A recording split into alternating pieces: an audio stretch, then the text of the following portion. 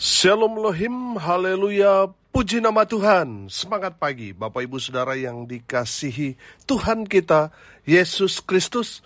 Jumpa lagi bersama saya Pendeta Samuel Mabuntu dalam Renungan Pagi ke 2271 hari. Renungan pagi ini mengudara. Puji Tuhan. Bapak Ibu Saudara yang dikasihi Tuhan, sebelum kita membaca, mendengarkan, dan merenungkan firman Tuhan hari ini, mari kita berdoa, minta pimpinan Roh Kudus. Kita berdoa. Bapa di surga, berbicaralah kepada kami semua. Pakai firman Tuhan ini untuk menegur kami, menasihati kami, meneguhkan iman percaya kami, dan memberkati kami semua.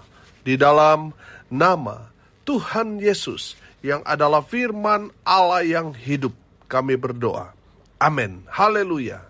Bapak Ibu Saudara yang dikasihi Tuhan, bersama dengan saya kita akan belajar Alkitab dari kitab Kejadian sampai kitab Wahyu. Mari buka Alkitab kita. Ratapan pasal 3 ayat 42 sampai ayat 51. Demikian firman Tuhan. Kami telah mendurhaka dan memberontak. Engkau tidak mengampuni. Engkau menyelubungi dirimu dengan murka, mengejar kami dan membunuh kami tanpa belas kasihan. Engkau menyelubungi dirimu dengan awan, sehingga doa tak dapat menembus. Kami kau jadikan kotor dan keji di antara bangsa-bangsa. Terhadap kami semua seteru kami mengangakkan mulutnya. Kejut dan jerat menimpa kami, kemusnahan dan kehancuran. Air mataku mengalir bagaikan batang air, karena reruntuhan putri bangsaku. Air mataku terus-menerus bercucuran dengan tak henti-hentinya, sampai Tuhan memandang dari atas dan melihat dari sorga. Mataku terasa pedih oleh sebab keadaan putri-putri kotaku. Amin. Haleluya. Bapak Ibu Saudara yang dikasihi Tuhan, dari kebenaran firman Tuhan ini, Nabi Yeremia sebagai penulis kitab Ratapan ini mau menceritakan tentang keadaan Yehuda pada saat itu.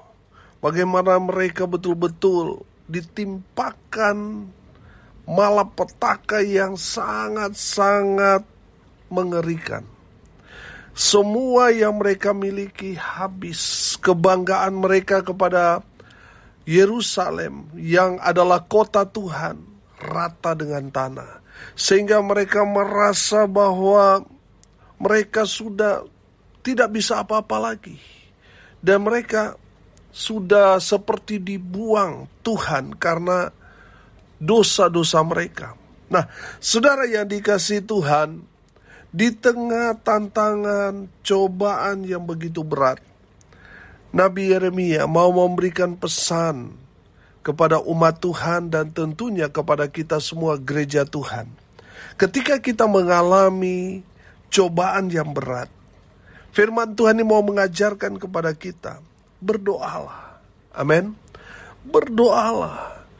Mungkin sebelumnya saudara menerima satu tantangan berat yang saat ini saudara sedang alami. Saudara mungkin tidak pernah berdoa, dan saat ini saudara mengalami satu cobaan yang begitu berat dan mengajarkan saudara yang tadinya tidak bisa berdoa sekarang bisa berdoa karena situasi keadaan yang sangat berat yang saudara alami. Jadi saudara, di balik cobaan yang begitu berat menimpa saudara saat ini, bersyukurlah karena saat ini saudara mengambil inisiatif untuk datang cari Tuhan. Saudara yang tadinya tidak bisa berdoa, sekarang bisa berdoa. Yang tadinya saudara tidak punya banyak waktu untuk baca firman Tuhan, sekarang banyak sekali waktu untuk membaca firman Tuhan dan mendengarkan firman Tuhan. Saudara yang dikasihi Tuhan, mari kita mau lihat semua yang terjadi dalam hidup kita dari sisi positif. Amin. Sehingga saudara akan melihat ada hal-hal yang baik yang Tuhan ajarkan kepada kita ketika kita ada dalam situasi-situasi yang berat sekalipun. Di tengah-tengah cobaan yang berat, Tuhan mengajarkan kita banyak hal. Amin. Jadi saudara, Di saat ini kalau saudara mengalami pukulan telak dalam hidup saudara, saudara sakit, saudara mungkin bangkrut, saudara mungkin hidup sebatang kara, saudara lakukan firman Tuhan ini, berdoalah. Amin. Nah, saudara, dalam situasi yang sangat berat, saya percaya doa kita itu sangat-sangat berkualitas justru di saat-saat berat dalam hidup kita. Amin. Di saat banyak sekali tantangan, cobaan yang kita alami, waduh, kualitas doa itu dahsyat luar biasa. Amin. Coba di saat kita diberkati, kita berdoa itu ya cuma laporan saja. Ya, tidak ada emosi di sana. Tapi kalau saudara ada dalam situasi yang sangat-sangat berat, saudara, emosi saudara ketika berdoa itu, waduh, menembus surga. Amin. Jadi saudara yang dikasihi Tuhan, berdoalah.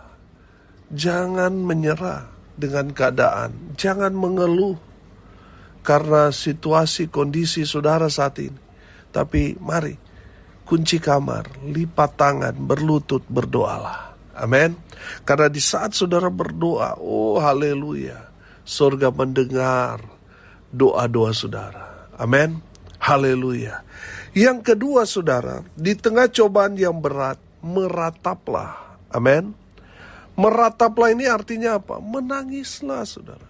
Di saat saudara berdoa, nggak usah malu, nggak usah gengsi saudara. Kalau saudara berdoa mencucurkan air mata, menangis, saudara nggak berdosa. Justru air mata saudara Tuhan akan tampung. Amin. Di kirbatnya Tuhan. Saudara yang dikasihi Tuhan, saya percaya ketika kita ada dalam situasi yang berat, kita mengalami cobaan yang begitu berat, saudara, terkadang kita masuk kamar, kita berdoa, saudara baru bilang, Tuhan, sudah air mata sudah membasahi pipi kita. Saudara belum berkata apa-apa, surga mendengar doa saudara. Karena apa? Saudara meratap, saudara menangis. Artinya betul-betul saudara sudah gak kuat. Saudara sangat membutuhkan Tuhan dalam hidup saudara. Makanya saudara tanpa saudara sadari air mata jatuh di pipi saudara. Nah, saudara yang dikasihi Tuhan, saya percaya meratap di sini artinya kita berdoa sungguh-sungguh tanpa kita sadari air mata telah jatuh di pipi kita.